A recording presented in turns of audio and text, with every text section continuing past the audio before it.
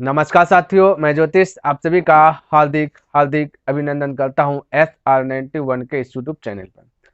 जैसा कि पिछले क्लास में सीख रहे थे, संख्या पद्धति का ऑब्जेक्टिव पर जिक्र कर रहे थे ना, तो उनमें से करीब करीब 78 प्रश्न हमने ऑब्जेक्टिव को हल करके बतला दिया था। आज के क्लास में चर्चा करूंगा निर्देशांक ज्यामिति, जो आपका चैप्टर वाइज चैप्टर है, क्लास 9 का एनसीईआरटी बुक है ना, तो उस पर जो कि चर्चा करूंगा। उनमें से भी मैंने क्या कहना 3.1 खत्म कर दिया। अगर आप इन सभी को देखना चाहते हैं तो डिस्क्रिप्शन बॉक्स में मैं उनका लिंक दे दूंगा। देखिए, बहुत सारे स्टूडेंट को पता नहीं चलता है कि डिस्क्रिप्शन बॉक्स कहाँ पे है, तो वहाँ पे लिखा मिलेगा। देखिए नीचे में निर्देशांक ज्यामिति क्लास 9, नीचे में जस्ट नीचे में मोटा अक्षर में लिखा, उसको टच कीजिएगा, डिस्क्रिप्शन बॉक्स आपका ओपन हो जाएगा। उसके बाद लिंक खुल जाएगा, तो वहाँ पे दे दिए, वहाँ पे जाकर देख लीजिए, या फिर आप प्ले लिस्ट चेक कर सकते हैं। क्लियर है? तो चलिए यहाँ पे देखिए 3.2 में क्या दिया गया कहता है, प्रश्न कहता है कि निम्नलिखित प्रश्नों में से प्रत्येक प्रश्न का उत्तर दीजिए। देखिए बेसिक क्लास में हमने बहुत सारा चीज बताया था, बहुत सारा चीज कुछ जो है ना छूट गया था, तो यहाँ पे जो जैसे जैसे आएगा क्लियर होता जाएगा। तो यहाँ पे भाई आपको ये जो 3.2 में 1 नंबर में जितना भी प्रश्न दिया गया, सारा प्रश्न जो है आपको माइंड में सेट रखना है। और ये क्लास 10 के लिए भी आई है, ध्यान में रखना। कहता कार्तीय तल में किसी बिंदु की स्थिति स्थिति निर्धारित करने वाली क्षैतिज और ऊर्ध्वाधर रेखाओं के क्या नाम है। कहता क्षैतिज रेखा और ऊर्ध्वाधर रेखाओं के क्या नाम है, ये बता दो। ठीक है, तो ये आप याद कर लीजिएगा। क्षैतिज क्षैतिज रेखा किसको कहते हैं, ये चीज शायद मैंने छोड़ दिया था बेसिक में। और एक आपका ऊर्ध्वाधर, ठीक है, ऊर्ध्वाधर रेखा ये है ना। चलिए ये याद कर लीजिएगा। क्षैतिज रेखा बोलते हैं एक्स एक्स को, ठीक है, एक्स एक्स ध्यान में रखना, एक्स एक्स। और ऊर्ध्वाधर रेखा बोलते हैं वाई एक्स, ये माइंड में सेट करने वाला। तो आपसे पूछा क्या ना, क्षैतिज रेखा, ये यहाँ पे जो आप डायग्राम देख रहे हैं ना, इस डायग्राम का बहुत बहुत महत्वपूर्ण जो कि आपके योगदान रहेगा, बहुत बहुत इंपॉर्टेंट है। क्लास 10 के लिए तो और मोस्ट इंपॉर्टेंट है, ध्यान में रखना। और इसमें भी है, ऑब्जेक्टिव पूछा जाता है। तो क्षैतिज रेखा, ये जो आप एक्स देख रहे हैं, एक्स को कहेंगे क्षैतिज क्षैतिज रेखा। और वाई वाला जो डगीर दिख रहा है आपको, इसको कहते हैं ऊर्ध्वाधर रेखा। तो ये याद कर लेना कि एक्स एक्स इसका आंसर हो गया, एक्स एक्स और वाई एक्स, ये दोनों आपका आंसर आ गया। ठीक है, दूसरे का प्रश्न देखिए क्या कहता है। तो ये एक का आंसर था 1 का 1 नंबर। दूसरा का प्रश्न देखिए, इसी में 1 का 2 देगा ना कि इन दो रेखाओं से बने तल के प्रत्येक भाग के नाम बताएं।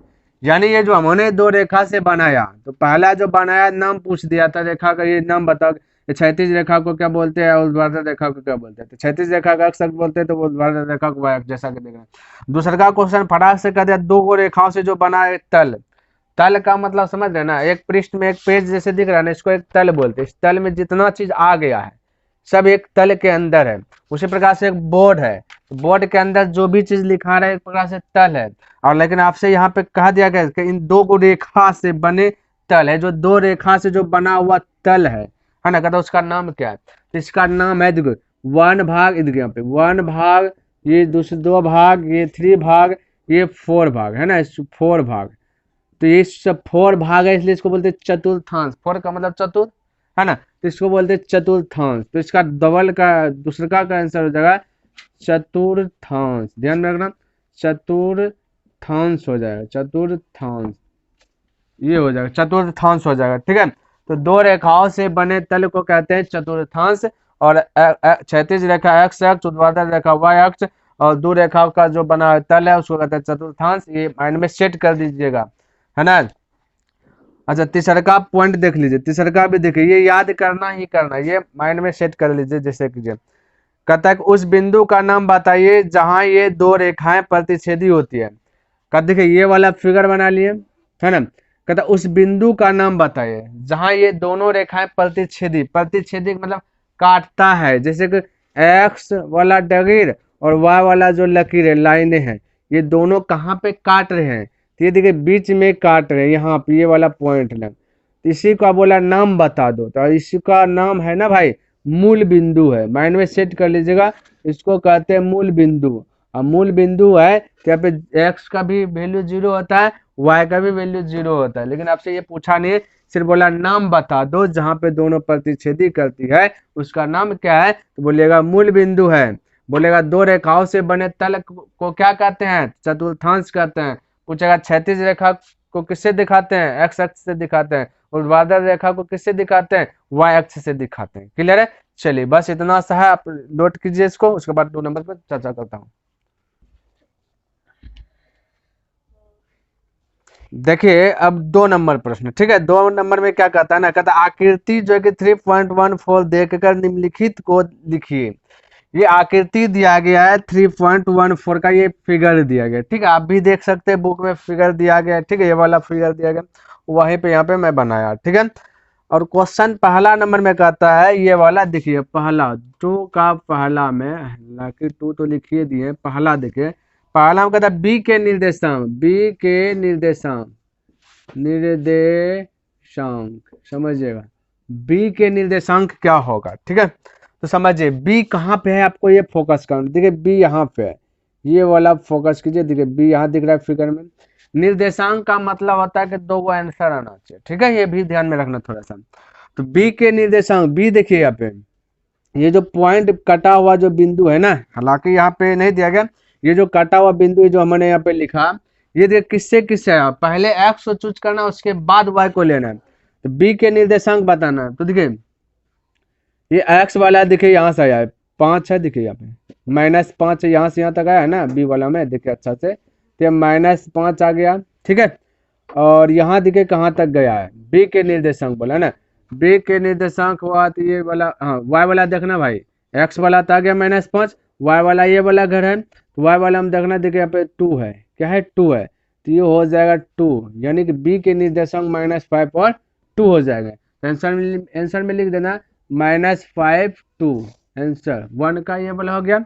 दूसरा का नंबर, बस इससे देख देख करके खोजना, ये आपका अभी समझिए 9th पढ़ रहे हैं ना, तो 9th समझिए बेसिक है, क्लास 10th में सब अप्लाई होगा बहुत, ठीक है। ये सब अपने से बनाना पड़ेगा, बना करके नहीं देगा वहां पे, यहाँ दिया है बना करके, ठीक है। अब देखिए कहता है सी के निर्देशांक, अब तो बी जैसे हमने बताया वैसे सी को खोजना है। सी वाला पॉइंट देखिए यहाँ है, पहले एक्स को खोजना है, तो एक्स तो ये वाला घर में, क्योंकि लकीर तो इसका यहाँ गया, देखिए कहाँ गया लकीर, ये 5 के पास आया है, इसका मतलब x हुआ 5, उसके बाद y खोजना है, c में खोजना है। तो y देखिए वाला लकीर कहाँ पे टचिंग किया y में, तो देखिए यहाँ पे टचिंग किया -5 में, तो हो जाएगा -5, यानी कि y के निर्देशांक क्या आ जाएगा, सॉरी c के निर्देशांक पूछा ना, c के निर्देशांक, तो c के निर्देशांक आपका हो जाएगा क्या भाई, ये 5 और -5, बस यही आपका आंसर है, c के निर्देशांक -5, सॉरी 5 और -5। उसके बाद 3 में कहता है कि निर्देशांक -3 -5 द्वारा पहचाना गया बिंदु है। अब -3 -5 पहचानिए कहाँ पे है, -3 पहले रहता है x, उसके बाद रहता है y, तो x देखिए -3 कहाँ पे है, तो यहाँ पे देखिए x आपका -3 है, ठीक है ना, x में, x वाला ये वाला है, ये x डेक्स है यहाँ पे, ध्यान से देखिए x डेक्स, ये वाला x है यहाँ पे, अच्छा y वाला देखिए y है ऊपर में, ये नीचे में y डैश है, ठीक है। ये थोड़ा सा माइंड में सेट कर नहीं दिए थे ना। चलिए तो -3 हो गया निर्देशांक, और देखिए बिंदु पॉइंट x तो हो गया। अब y देखिए, ये लकीर देखिए कहाँ पे टचिंग कर रहा है, ये देखिए यहाँ पे टचिंग कर रहा है, यहाँ से यहाँ आया, ठीक है, और फिर ये यहाँ से यहाँ आया, तो हमसे पूछा, देखिए ये -3 यहाँ पे लिखाएगा x वाला पहले, y वाला देखिए -5 लिखा जाएगा, ठीक है। तो देखिए आपसे पूछा गया ना वही चीज, -3 -5 द्वारा पहचाना गया बिंदु, तो ये जो बिंदु टचिंग किया, दोनों बिंदु जहाँ पे टचिंग किया वही आपका आंसर होगा, यानी ई को टच कर रहा है, ठीक है, ई लिखा हुआ ना, तो यहाँ पे ई हो जाएगा, तो 3 का राइट आंसर ई हो जाएगा, ठीक है। तो डायरेक्ट ई खाली लिख दीजिए, यहाँ पे फिगर से तो समझ ही लिए। तो निर्देशांक -3 और -5 का द्वारा जो पहचाना गया बिंदु ई है, ठीक है, इस प्रकार से लिख लेना। फोर्थ नंबर देखिए क्या कहता है, फोर्थ नंबर समझिएगा, कहता है निर्देशांक 2 और -4 द्वारा पहचाना गया बिंदु, तो 2 पहले x है, तो x बोला 2 लीजिए, तो वो प्लस में है, तो मैंने बेसिक क्लास में आपको बताया कहाँ पे प्लस, किधर प्लस होता है किधर माइनस, हालांकि यहाँ पे तो दिखा ही दिए, ये पार में देखिए प्लस वाला है x है, पार में माइनस वाला x है, नीचे में y जो है कि माइनस वाला है, देखिए मिट गया, नीचे में जो है कि आपका क्या है माइनस वाला, ठीक है। चलिए ये होगा 3 माइनस वाला, ऊपर में प्लस वाला, ठीक है। तो आपसे पूछा गया +2, तो +2 x में खोजना, पहले x है ना, तो यहाँ पे देखिए +2 है x वाला अगर, ये देखिए x वाला अगर +2 है, उसके बाद बोला क्या कि -4, ठीक है, तो -4, तो अब y आया ना, तो y -4 तो नीचे में होगा, देखिए यहाँ पे नीचे में, ये पॉइंट देखिए कहाँ पे मिला है, ये वाला जी के को जो कि मिला है, जी लगे एक पॉइंट बना, ठीक है। तो आपसे ये पूछा इतना इतना द्वारा पहचाना गया बिंदु, तो जी होगा ना, तो राइट आंसर हो जाएगा जी। ध्यान में रखना क्या हो जाएगा, जी। तो आपको लिख लेना निर्देशांक 2, द्वारा पहचाना गया बिंदु जी है, ठीक है, इस प्रकार से लिख लेना। अब देखिए 5 नंबर में क्या कहता है, क्वेश्चन समझिए, 5 नंबर समझिएगा, कहता है डी का भुज क्या है, डी का भुज, ये सब बेसिक क्लास में हमने बताया था, बेसिक में हमने बताया था भुज किसको कहते हैं, भुज कहते हैं एक्स को और कोटि कहते हैं वाई को, ये बेसिक क्लास में हमने बतला दिया पहले। निर्देशांक भी हमने बताया था, मूल बिंदु सारा चीज बताया था, अगर पहला क्लास देखें तो ये सब बन जाना। तो डी का भुज, तो डी खोजिए कहाँ पे है, यहाँ डी है, भुज, भुज मतलब एक्स वाला घर को बताना है, तो एक्स वाला घर तो यहाँ पे आ रहा है, डी का देखिए कहाँ पे मिला बिंदु 6 के पास, तो डी का भुज हो जाएगा 6, तो डी का भुज क्या आ जाएगा 6, तो ये 6 आंसर। अगर कोटि पूछता डी का तो हो जाता है यहाँ पे देखिए 2 हो जाता है, +2, ठीक है। हमने भुज पूछा तो भुज हो गया 6, तो 5 का आंसर हो जाएगा 6। अब देखिए 6 नंबर में, 6 नंबर देखें, कहता है बता बिंदु एच की कोटि, देखिए यहाँ पे एच की कोटि पूछ दिया गया, कोटि तो हमने बताया, कोटि हमने अभी तुरंत जिक्र किया, कोटि बोलते वाई का, तो एच खोजिए कहाँ पे है, एच देखिए यहाँ पे है, अब कोटि बोलते हैं वाई को, तो वाई वाला तो आपका नीचे में है ना, ये देखिए नीचे में वाई वाला, तो देखिए ये पे ये वाला बिंदु कहाँ गया है, तो -3 के पास गया है, तो एच का कोटि क्या हो जाएगा -3, तो यहाँ पे लिख दीजिएगा -3, क्लियर है। उसी प्रकार से 7 नंबर में कहता बिंदु एल के निर्देशांक, निर्देशांक का मतलब 2 का आंसर आना चाहिए, तो एल के निर्देशांक बोला गया, ठीक है। तो 7 नंबर देखिए, खोजिए एल कहाँ पे लिखा हुआ है, एल देखिए यहाँ पे लिखा हुआ है, निर्देशांक पूछा, तो एल यानी वाई, ये वाई वाला घर ना, तो वाई आपका हो गया 5, पहले हमें एक्स लिखना है उसके बाद वाई लिखना है, तो एक्स कुछ नहीं तो 0, निर्देशांक मतलब मूल बिंदु 0 0 होता है, तो वाई आपका 5 दिखा दिया है और एक्स आपका दिखाया नहीं, तो इसका मतलब यहाँ पे 0 वैल्यू है, यानी कि यहाँ लकीर यही मिल गया, ये वाला लकीर डॉट डॉट डॉट करके यही आ गया है, इसलिए यहाँ पे दिखाया नहीं, ये लकीर मिला और सब में लकीर दिखा डॉट डॉट डॉट करके दिखा दिया पॉइंट, लेकिन इसका पॉइंट जो बनेगा यहीं पे बनेगा, ठीक है, प्रतिच्छेद यहाँ पे कर रहा है ना, बाकी बात है सब डी का प्रतिच्छेद के यहाँ पे कर रहा है ना, तो इसका आ जाएगा 0 और 5, एल का निर्देशांक हो जाएगा 0,5, ठीक है। ध्यान, पहले एक्स लिखेंगे उसके बाद वाई लिखेंगे, माइंड में सेट कर लीजिए।